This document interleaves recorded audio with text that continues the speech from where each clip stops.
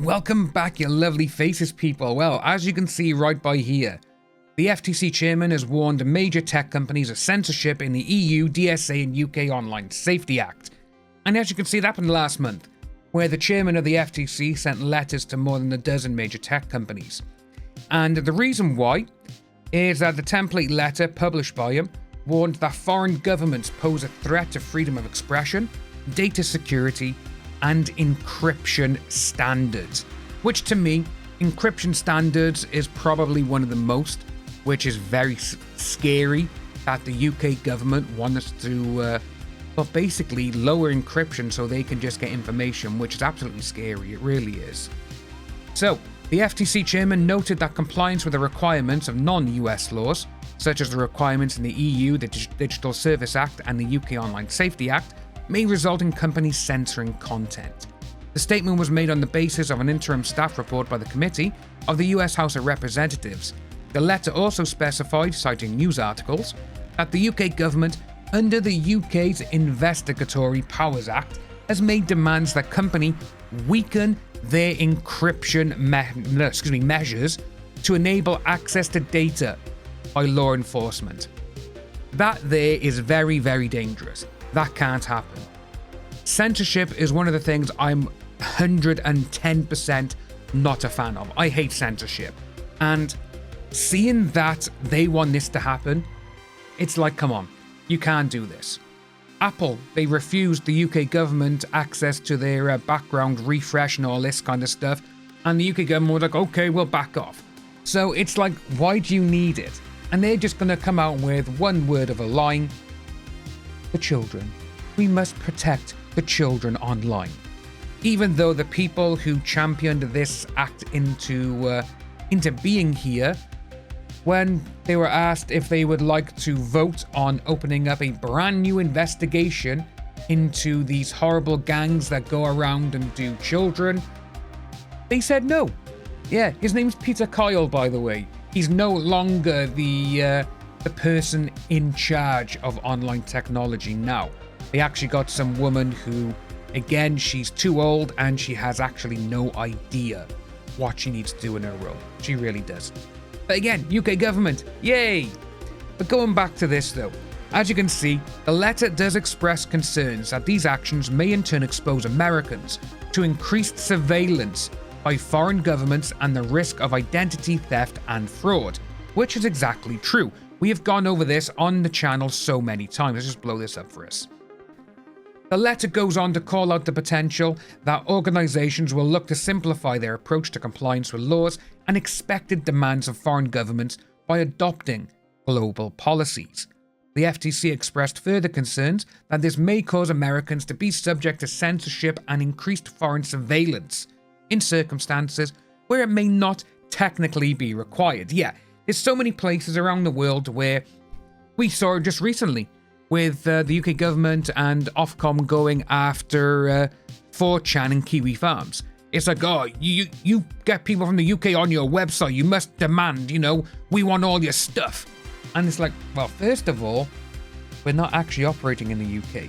Our web servers and everything else is based in the US. We're a US company. If people around the world come to our website, great. We can't just say, no, we're going to let you in. And the UK government, and they're just like, we're going to go hard. Our 4chan needs to be taken down. Maybe they should look at Reddit, because that is one of the worst places on the internet. Sometimes it's actually worse than 4chan and Kiwi Farms. But it does say, though, that seeing that they are upset and they are worried about increased foreign surveillance, which it would happen. You would get the UK government and all these other people, they would be like, right, let's have a look into all these companies. Ooh, right, we can get data from here, let's pull it from here, which would be against the law. But seeing that all these companies in America, they're like, yeah, we gotta be careful now. We got to, we're not gonna, fall to their demands. We're not gonna give in, and rightfully so, they shouldn't. But it does go on to say that the FTC chairman, he also reminded that the recipient companies of their independent obligations to comply with US laws, such as the Federal Trade Commission Act. The letter noted that a weakening of security measures may place the companies in violation of the prohibition of the Federal Trade Commission Act, which, yeah, on unfair or deceptive acts or practices in or affecting commerce. But the problem with this is, and they do say it by here, that examples of how a failure to use end-to-end encryption or how censorship might deceive customers who reasonably expect high levels of confidentiality, effective security, and not to be subject to censorship, anyone could get that. If they all bow down to the UK government and Ofcom and be like, right, you have to let us have access to this or whatever, more people will be able to go in and get that data and steal it. They will. Like here in the UK now, it's interesting to see because you've had the UK government going on and saying, no, we got free speech in this country. No, we don't.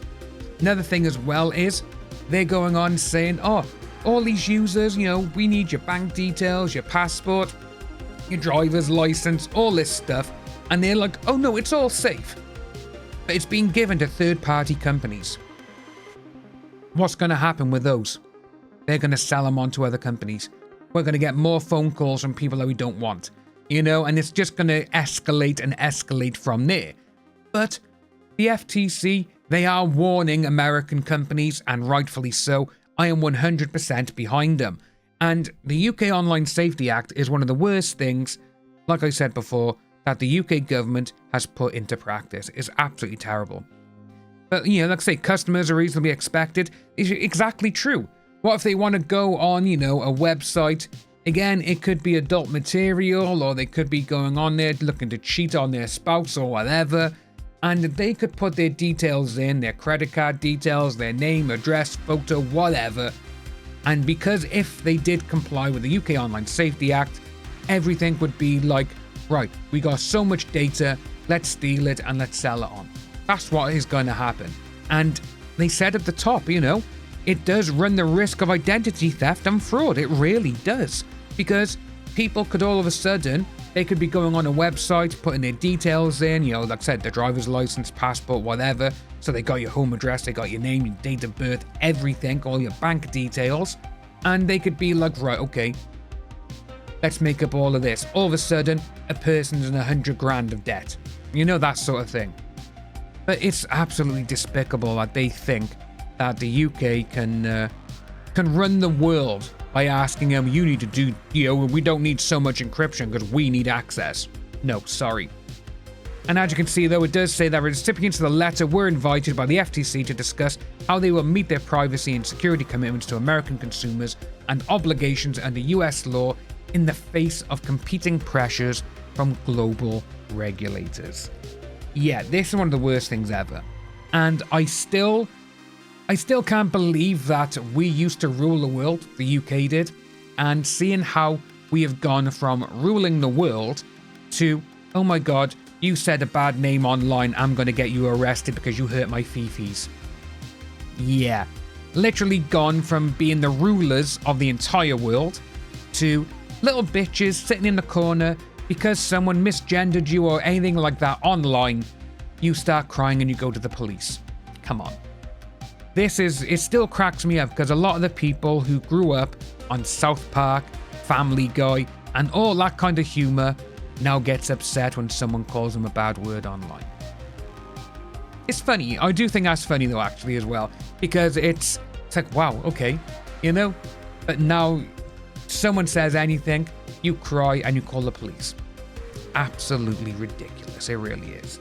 But if you are new to the channel, folks, like and subscribe. We'll be continuing with this.